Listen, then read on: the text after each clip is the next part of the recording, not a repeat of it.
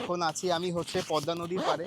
তো দেখতেই পাচ্ছেন কি মনোরম পরিবেশ পদ্মা নদীর পাড়ে। একটু দেখাও বাবা, এদিক দেখাও, কাছে আসো কাছে আসো।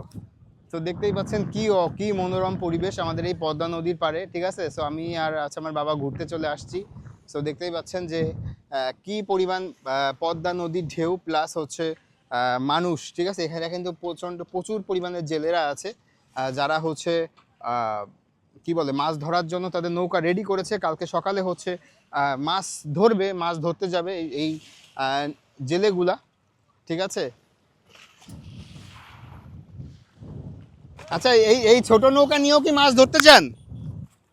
হ্যাঁ, কোনো সমস্যা হয় না ডুবে?